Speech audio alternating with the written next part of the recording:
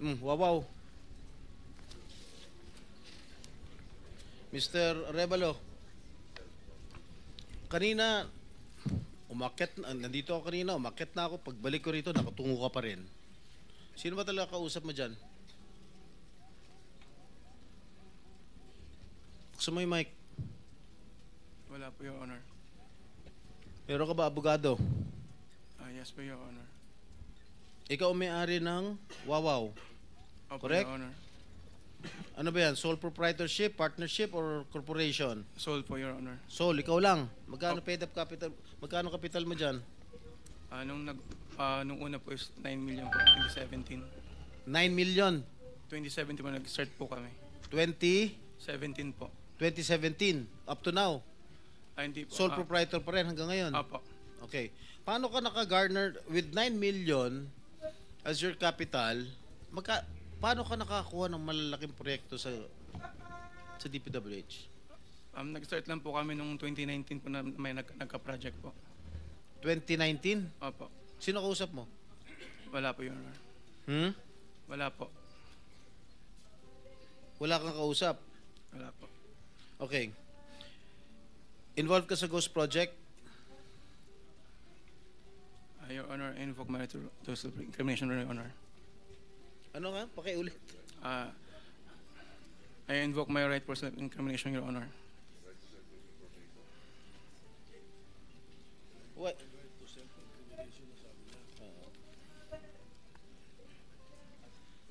Senator Jinggoy. Malinaw ba Mr. Chair. Pwede bang... linawin muna natin yung sinabi kasi ang narinig ko, I invoke my right to self-incrimination.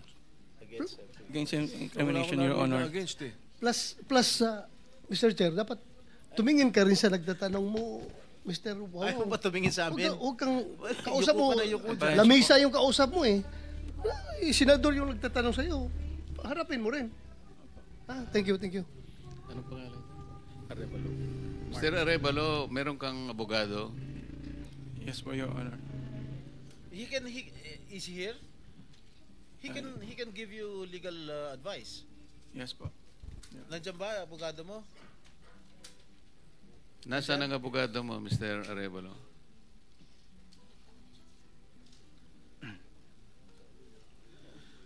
Nasa likod ko po, Your Honor.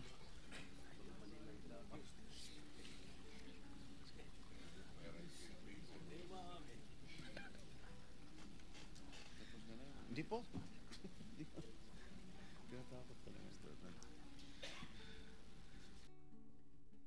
So yan po mga kaibigan, magtaka tayo dito sa kay Mr. Arevalo ba tawag dito.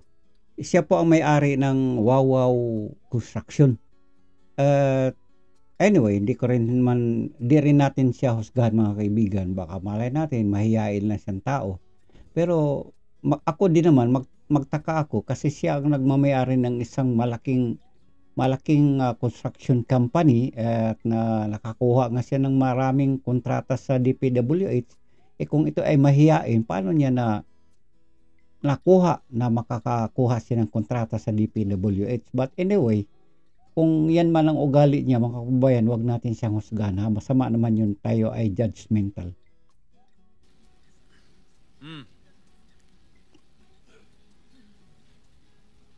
Answer. So may in-advisean ka na ng abogado mo, ha? Mr. Arevalo? Are you involved in any ghost projects? Your Honor, I invoke my right against incrimination, Your Honor.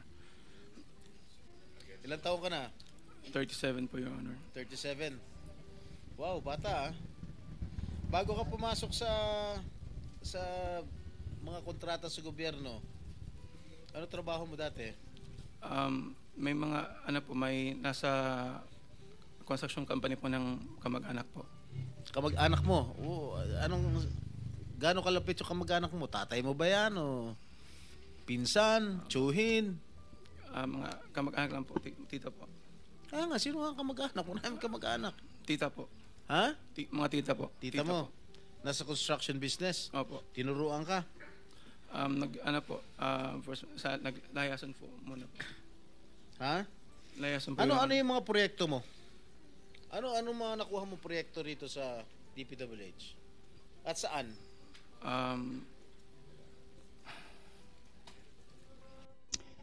Kung ito or ating makikita mga kababayan ko, sabi nga nila, pag ang tao daw ay hindi makaharap ng mata sa mata, ay mayroon siyang may kakaiba.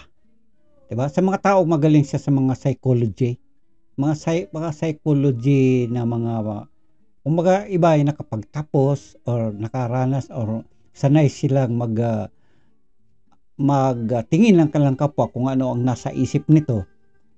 Parang makukuha natin kung ano ba ang klaseng tao itong si Mr. Wawaw. Tawagin ko na lang itong Mr. Wawaw kay Wawaw ang pangalan ng kanyang company.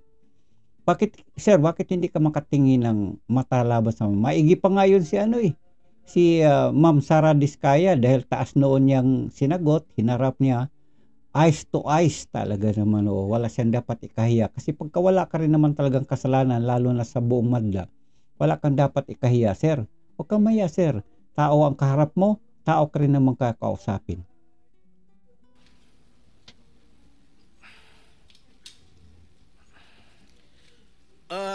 Mr. Arevalo, alam mo, malamig ulo ko ngayon ha. Pero pag ikaw, tumingin ka ng tingin na sa cellphone mo, hindi ko alam kung ano binabasa mo dyan, humarap ka sa amin. Opo. Yes po, Your Honor. Ikaw may-ari nito, di ba? Yes po, O Your di Honor. dapat alam mo.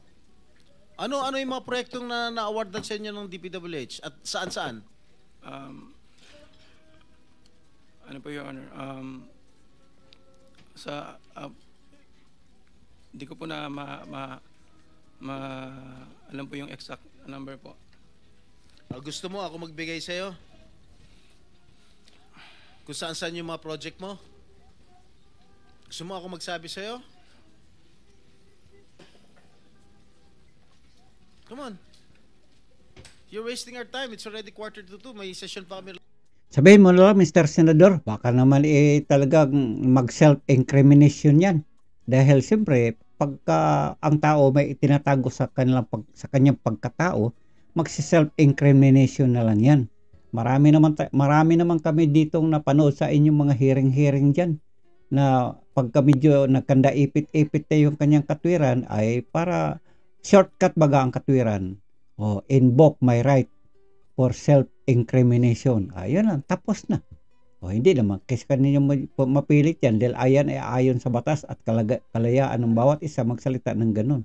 Hindi rin naman kayo judge na ng korte may kasalanan kung ano man maiipit dahil siyempre iba dito sa Senate at saka iba naman talagang ayon sa batas na mga pag-iimbestiga.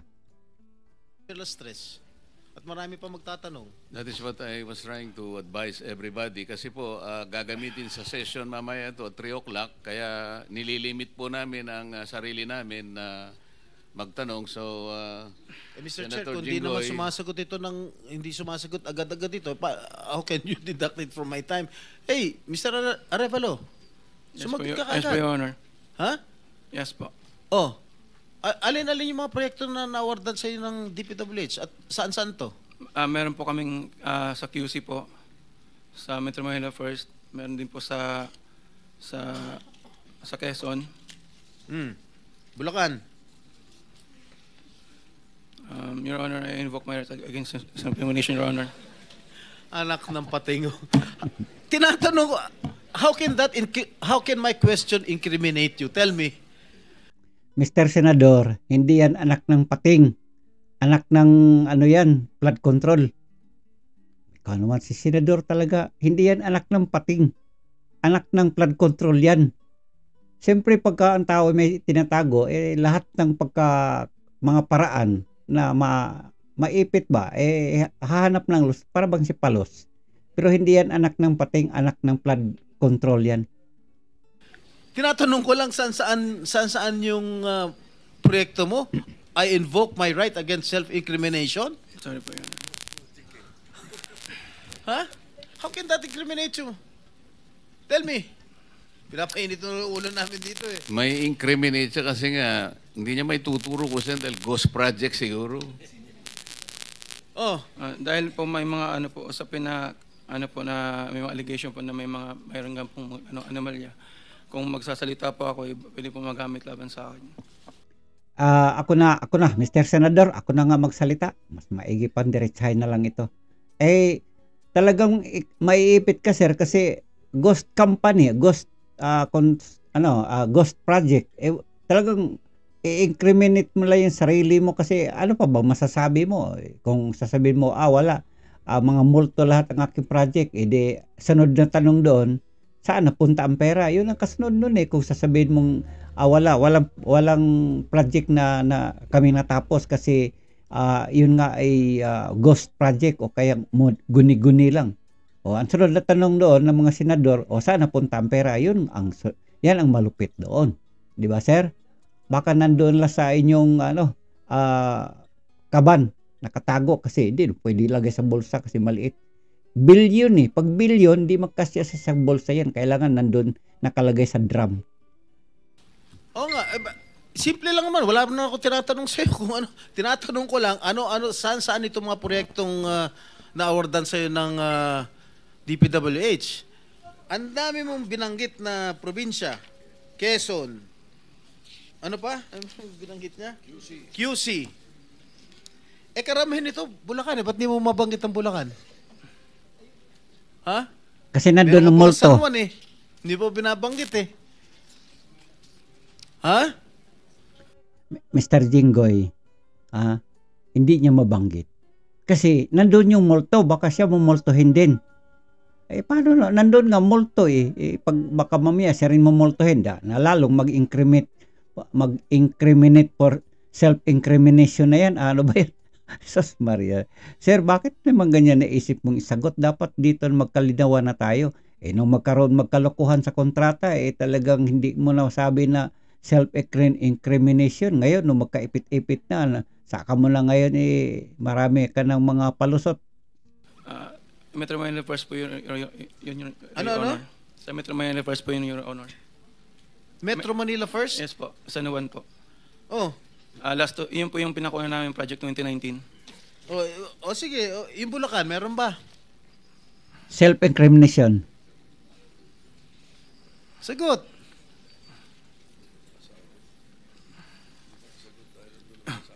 Your Honor.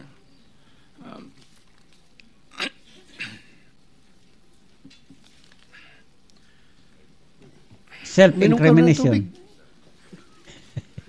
Tubig. Dapat Ilan?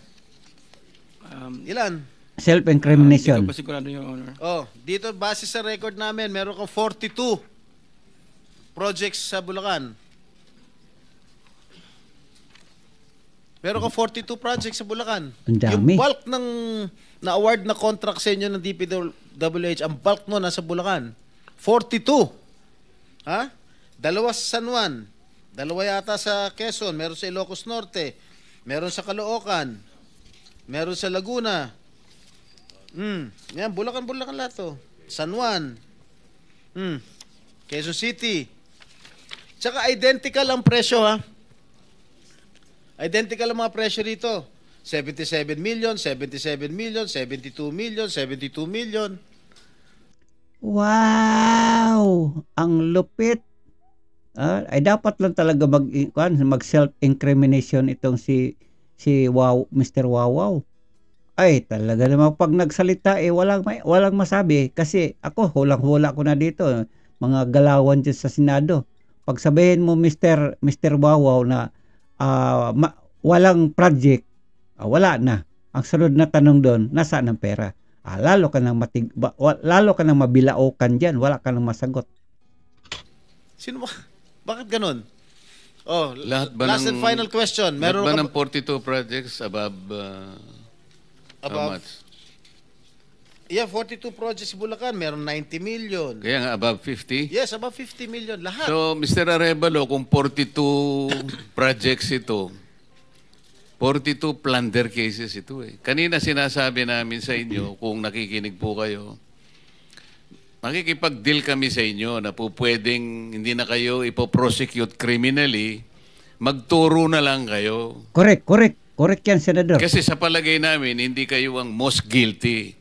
Kapag nakapagturo po kayo ng mga kasangkot talaga dyan, na talaga sila naman ang talagang talamak na sa paggawa nito, anong malay ninyo? Baka imbes na criminal prosecution, wag na yon. Bayaran nyo na lang ang gobyerno, pero magturo po kayo. Correct yan, Mr. Senador. Malay mo, malay natin, malay nila dyan. Sabihin ni Mr. Wawaw na, ang pinaka may salot dito, yung nagpapatalo sa casino. Di tapos ng kwento. Kasi di ka naman pwede magpapatalo ng milyon-milyon dyan kung talagang wala kang something, di ba, sir? O yung nagpapatalo ng milyones doon sa casino, yan ang ituro mo dyan para absuelto ka na, Mr. Wawaw. Para meron po tayong kapuntahan talaga. Kasi kung ganito na lang tayo ng ganito, ikutan ng kito, mapipilitan po, puro plunder. Harapin po ninyo 42 plunder cases. Naku po. Hindi po fair sa inyo yun eh. Kadami. Alam namin, hindi lang kayo ang sangkot dyan. Marami. Correct. Ang kasangkot dyan. Kaya, yung abogado po siguro nag-advise sa inyo kung nakikinig. Tingnan nyo rin po na maganda rin. At saka Mr. Senador Marcolita, siyempre, unang-una, hindi naman mapunta sa kanilang kamay yung pera panggastos dun sa project na multo kung wala rin nagre-release doon, yung walang nagperma, walang nag-approve. Siyempre, alangan namang si Mr. Wawaw ang dudukot doon sa kanilang kaban, doon sa bangko o saan man nakalagay yung pera na yan para magiging budget sa kanilang multo na project. Kung walang mag-a-approve, walang piperma, walang magre-release, ganun yan. Kaya ito si Mr. Wawaw, kailangan dito magsalita ka na, sir. Sabihin mo, sir, yung nag-release sa pera na ito yun si Istong. Ito yun si Istong. Siya ang nagbigay sa amin ng pahintulot na makuha na yung pera dyan na 7777 billion. Ganun yun di ba? Pero para sa amin ito. Makakatulong pa kayo sa bansa. Matigil na po ito. Correct. Ilang minutes yung video? Meron ako ipapakita with the permission of the chair. Siguro 1 minute lang na video. Tingnan mo, Mr. Arevalo, kung project ng Wawaw to. Yan, multo. Andyan ang multo. Ayan. Sana yung pinapainom niyang tubig kasi sabi ni Senador De La Rosa, uminom ka muna ng tubig. Mr. Senador, baka yung tubig galing dito para malasahan naman niya kung ang gaano kahirap ng mga nandito Familiar sa lugar na ito. Familiar. Para maranasan niya kung ano ang lasa ng tubig na siya nagpapahirap dyan sa lugar ng parte ng Bulacan. Mike? Hindi po, Your Honor. Hindi. Dahil hindi ka nga talaga magiging familiar dahil ghost nga. Correct. Ghost. Tama? Tama po. Yan. Ang nakalagay dyan sa report, completed. Nakakubra ka na. Yun ang... Nabayaran ka na ng gobyerno. Yun. Pero, hindi pa completed.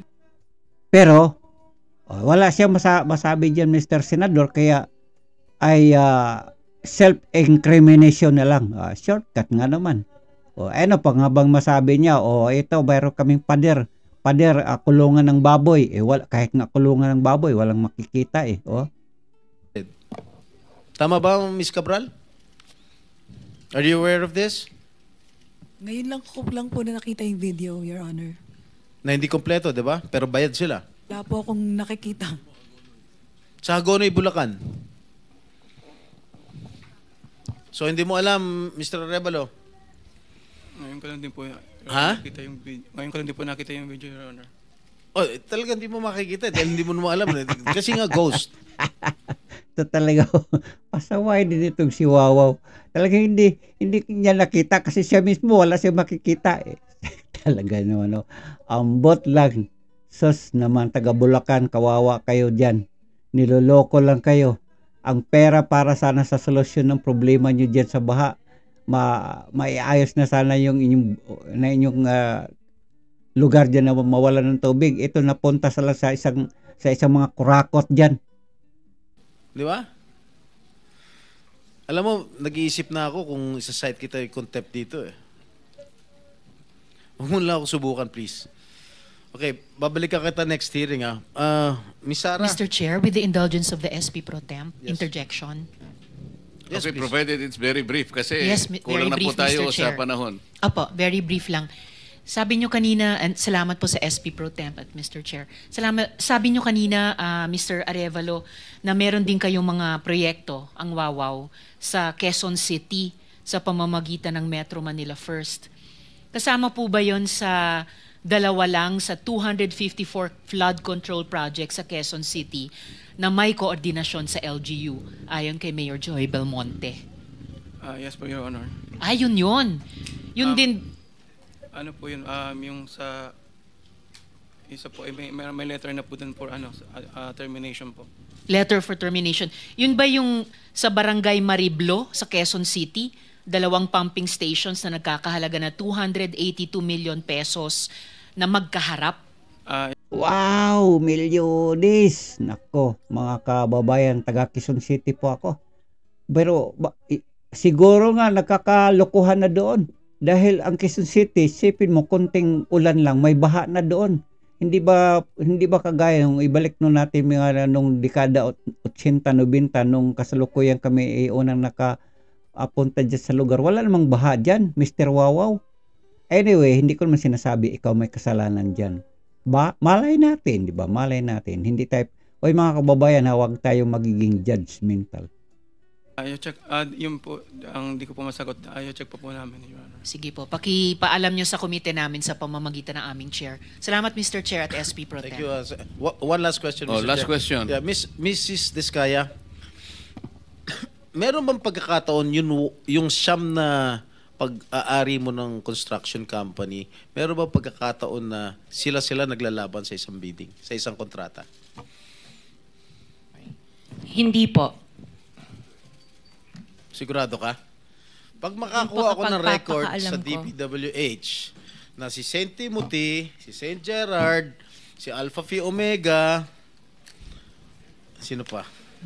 Si Alpha and Omega and St. Gerard, hindi po sila nagsasali sa isang bidding. Pero Okay yung nga. ibang licenses, magkakasama sila minsan. And then, so minsan naglalaban-laban yun, Sham. Yes po. Oh, so that is not a legitimate bidding.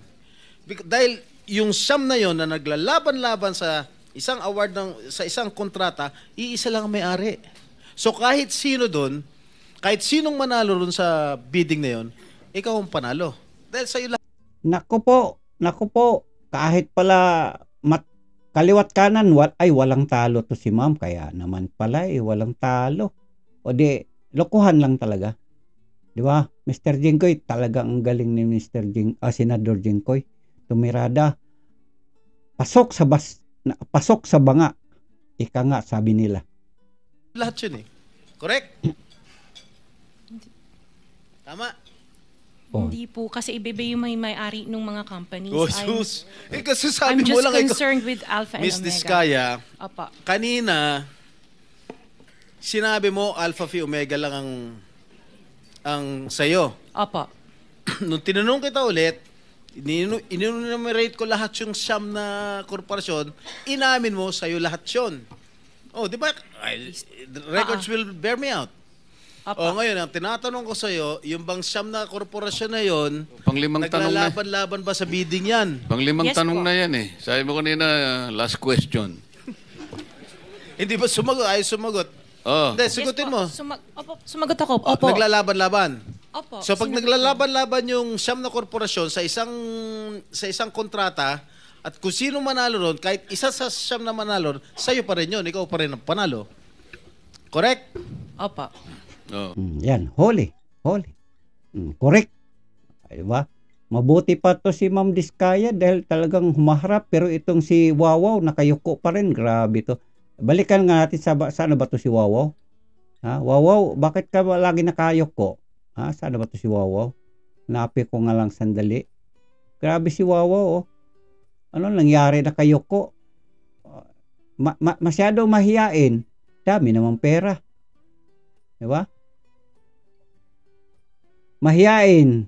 Dami namang pera. But anyway, siguro. Sumagot ako. Oh, Opo. naglalaban-laban. Opo. So pag Sinagot ko. naglalaban-laban yung siyam na korporasyon sa isang Yan. Oh, yan, huli. Yan, huli. Yan si Wawaw, yung may-ari ng Wawaw Construction na siyang salot dyan sa may baha ng Bulacan. Sir, wag kang mahiya. Sir, ba't lagi ka nakayuko? Ba't ka nakayuko? Tao yung nandyan po, sir. Hindi yan mga hayop. Wag kang mahiya. Kasi ini-entertain ka man dyan na bilang tao. Kita mo naman, ganda ng damit. Ba't ka mahiya? Buti pa to si Ma'am Sara Diskaya. Humaharap talaga, hanga ako dyan. Isang kontrata, at kung sino manalo ron, kahit isa sa siyam na manalo, sa'yo pa rin yun. Ikaw pa rin ang panalo. Correct? Opo. Ayan. Correct. Opo. Kaya ito si ma'am, kahit saan daanin, lahat yan pasok sa kanyang basket. Matalo ang kaliwa, panalo pa rin. Kasi sa kanan, sa kanya man yun. Kung saan man dito matalo, manalo, wala, pasok pa rin sa basket. So yun po. Yan. Alin ang yun po? Yun po ang nangyari sa buhay ng Pilipinas. Okay? Ang sabi nila, ang Pilipinas ay mayaman. Mayaman sana kung walang mga gahaman. Mayaman sana kung walang mga gahaman. Kaya lang tayo naghihirap dito kasi ang mga yaman natin napunta sa isang bulsa. Yan, yun lang po. At muli mga kaibigan, hanggang dyan na po yung ating maiksing reaksyon na ito sa pangyaring ito na kung saan si ma'am, ang dami talaga niya ng sasakyan. Inggit man kami ma'am, grabe. Buti pa si ma'am, hindi alam kung ilan ang sasakyan, pero kami dito ma'am, hindi namin alam kung kailan kami makabili ng sasakyan. Samantala si ma'am, hindi alam kung ilan na ang sasakyan sa sobra kasing dami. At yun po ay si Sara Diskaya. Siya po yung dating doon kumakandidato pagka-mayor sa Pasig na kinakalaban niya si Vico Soto, si Mayor Vico Soto, na ngayon naman ay tinalo siya. So si Vico Soto pa rin ang mayor ng Pasig.